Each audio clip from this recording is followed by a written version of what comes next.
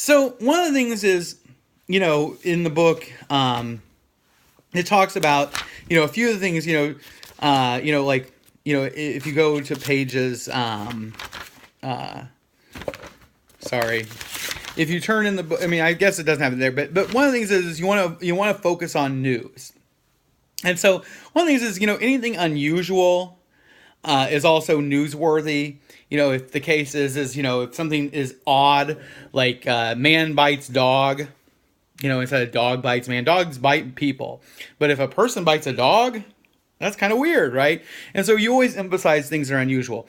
I know, like, one time I went out and I was covering a group of World War II veterans who had stormed the beach at Normandy, and they would get together every year. It was a unit of the military. And when I went to interview them, they were all in their 80s, and they decided that was going to be the last year they ever met, right? That they had met every single year for like 60 years. They would get together once a year and they would retell the stories.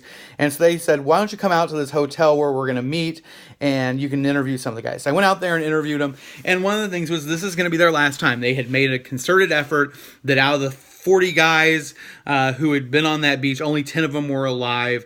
And they had just come to the point where, like, 5 of them were on oxygen, those kinds of things, right? They just had a lot of medical issues and just didn't feel like that everybody could get across the country and get there to do it.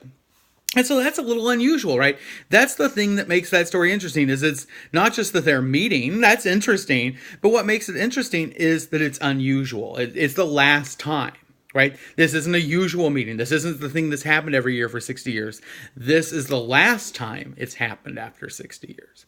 So emphasizing the unusual, man bites dog, last occurrence, first occurrence, whatever it be, those would be unusual. The other thing is local.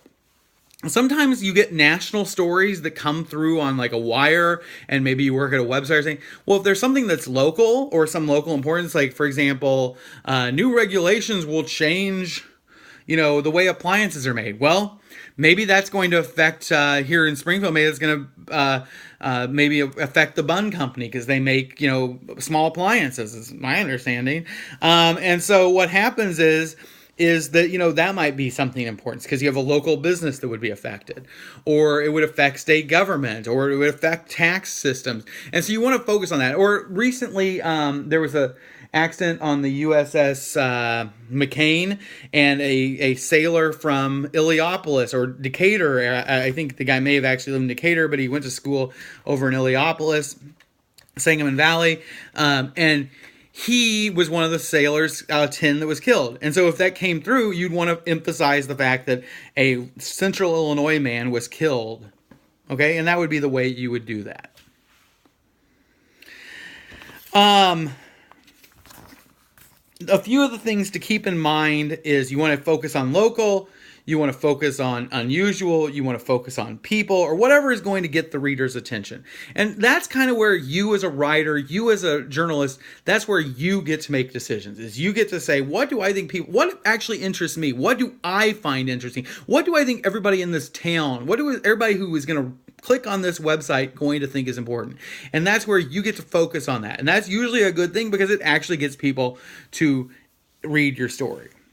If you turn your book like to pages like 148, 149, 150, it says, there's a series of things like avoid lists. Don't just list a bunch of stuff.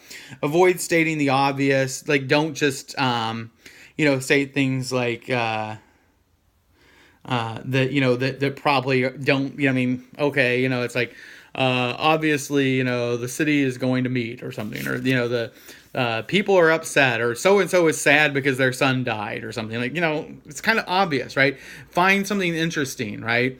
Just taking, like, for example, somebody dies as a car wreck. Don't emphasize the fact that the family was crying on Tuesday because their son died.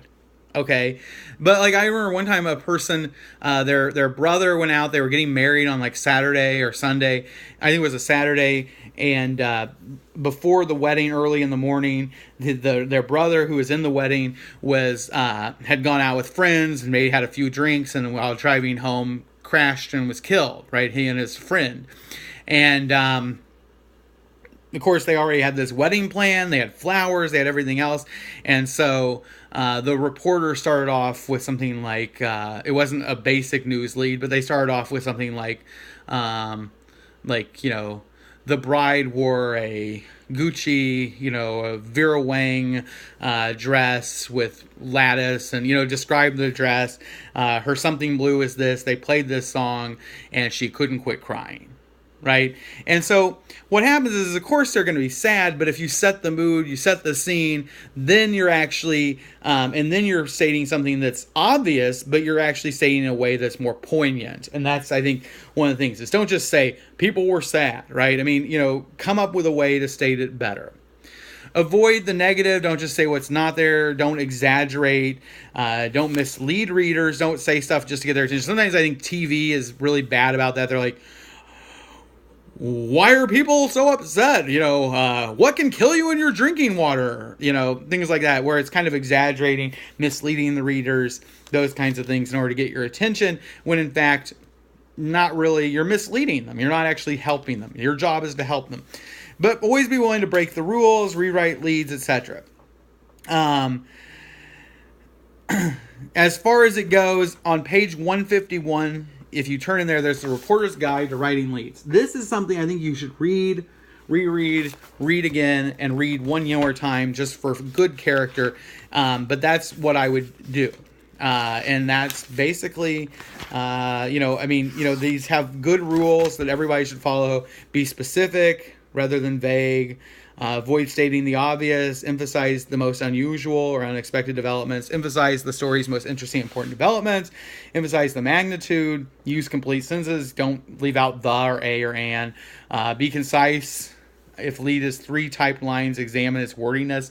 Meaning, you know, if it goes 3 lines on your page, it's probably too long. You know, it breaks that one breath rule. Avoid writing a label lead, meaning like, you know, like a label lead is one where it's like, you know, where it's just kind of telling you the city council met Tuesday or something like that. Begin leads with the news. Use relatively simple sentences. Use strong, active words. Avoid using unfamiliar names. People don't know people. Just say a man. Contribute information. Make sure to say who told you this if it's important. The police said, you know, especially don't go out on your own. You know, you want to attribute everything. Localize it. Eliminate opinions. Remember the readers. You know, remember what is going to affect and interest them, and read it aloud. I think that's an important rule. The other thing is with any story, and I think, you know what, I'm going to save this for my next video.